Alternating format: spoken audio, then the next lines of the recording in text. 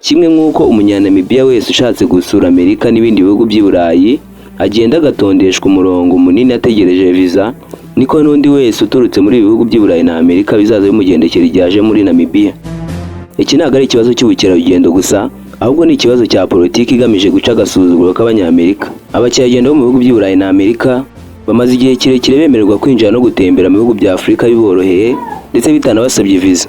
Ariko ku rundi ruhande ugasanga abakerarugendo baturutse mu bihugu bya Afurika bashaka gutembera muri Amerika bari gushyirirwaho amananiza menshi n'inzira zigoye zirimo nko gukora ama application asaba visa, kwishyuzwa amafaranga ya hato na hato ndetse n'amahirwe menshi y'uko abasabye iyo visa bayangirwa. Nyamara nanone ugasanga ibihugu bya Afurika ntacyo biri gukora kuri aka karengane, ahubwo nabyo biri gushyiranaho amananiza hagati yabyo. U Rwanda rwafashe iya mbere mu kugira icyo rukora kuri aka karengane, maze rukuraho igiciro cya visa kuri buri munyafurika wese wifuza kuza mu Rwanda. Umva uko Perezida Kagame yavuze. Inganda zo gutembera ndetse n'ubukerarugendo zateye imbere mu buryo bufatika, ariko igiciro cyo gutembera kuri Afurika ndetse no muri Afurika gikomeje kuba inzitizi, kandi twakuyeho inzitizi za visa cyangwa se twasoneye visa kuri buri muturage wese utuye mu gihugu cya Afurika kimwe n'ibindi bihugu bitandukanye.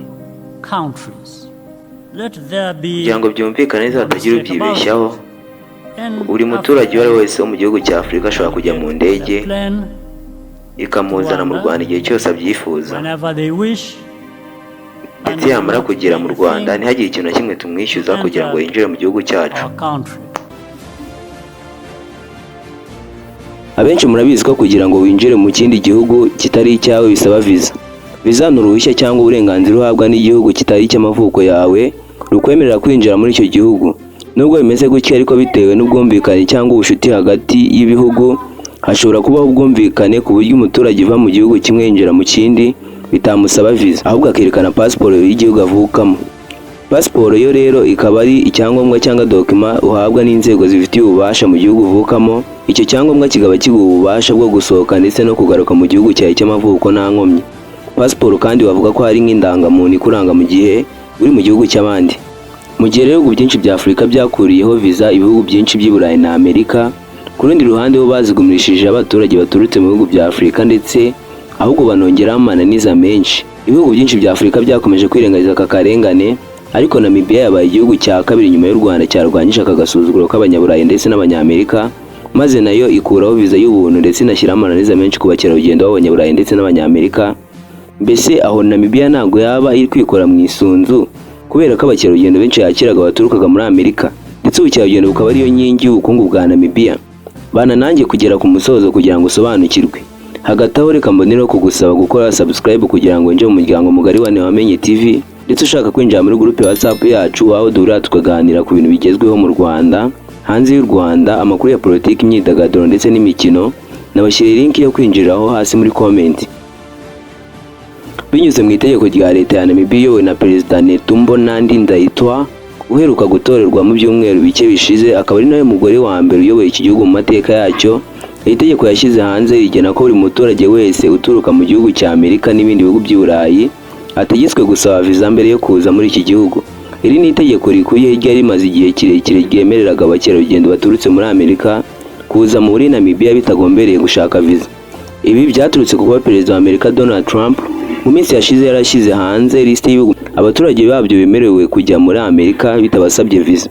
Gusa ariko icyababaje ibihugu byinshi bya Afurika nuko kuri iyi liste nta gihugu na kimwe cyo muri Afurika cyayigaragayeho, ndetse Donald Trump yahise asinya n'itegeko rifatira ibihugu bya Afurika 22 ibihano byerekeranye no kwinjira muri Amerika.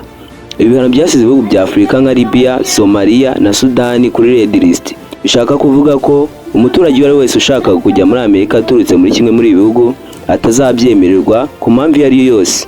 Ibindi bihugu nka Eritrea na Sierra Leone yabishyize kuri orange list. Bishatse kuvuga ko abaturage bashaka kujya muri Amerika baturutse muri ibi bihugu bazajya bashyirwaho amananiza menshi kuruta y'abandi bose, ndetse bakanakoreshwa interview watsinguka ukahita wangirwa kujya muri Amerika. Iki gikorwa cyakozwe na Donald Trump benshi mu bayobozi b'ibihugu bya Afurika bakibonye nk'agasuzuguro ndetse n'akarengane gashingiye ku rujya n'uruza rw'abantu hagati y'ibihugu. Ari naho iki gihugu cya Namibia cyahereye gihagurukira kurwanya aka karengane. Perezida wa Namibia yahamagariye kandi abandi bakuru b'ibihugu bya Afurika kutarebera aka karengane hagati y'urujya n'uruza rw'abantu, Ku mbuga nkoranyambaga abantu benshi bari gushima iki gikorwa perezida wa Namibia yakoze, bakacyita kwihesha agaciro ndetse no gushaka ubutabera n'ubwisanzure hagati y'urujya n'uruza rw'abantu. Gusa ariko si bose, kuko bamwe bavuga ko abakerarugendo muri Amerika batanga amafaranga menshi iyo baje muri Namibia, bityo bigiye kugabanya umubare wabo, maze bituma ubukungu bwa Namibia bugwa hasi, kubera ko ubukerarugendo bufatiye runini igihugu cya Namibia. Nko muri 2024 ubukerarugendo bwa Namibia bwinjiriye igihugu cya Namibia arenga miliyari 400 binyuze mu bakerarugendo mpuzamahanga barenga 800,000. Iki gihugu cyakiriye harimo abakerarugendo 22,544 b'Abanyamerika. Ubukerarugendo bwa Namibia burakomeye cyane kuko Namibia ifite parike zikunzwe cyane muri Afurika, ndetse n'ubutayu bwa Namibia Desert bukurura ba mukerarugendo benshi b'abahanzi ku rwego mpuzamahanga baje gufatira amashusho y'indirimbo zabo. Ubu hasigaye hibazwa niba iki gikorwa cyakozwe na Namibia kibuze gutuma Amerika ihindura amategeko ya visa yari yashyizeho, cyangwa niba ibindi bihugu bya Afurika bibuze gufatira urugero kuri iki gihugu cya Namibia nabyo bikagira amategeko bishyiraho agamije kurwanya aka karengane kari hagati y'urujya n'uruza rw'abantu muri Afurika ndetse n'ibihugu by'i Burayi na Amerika.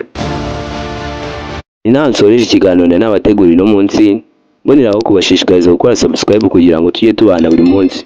Njye mwari muteze amatwi, amazina ni Irumba Shadrack, mukomeze kugira ibihe byiza.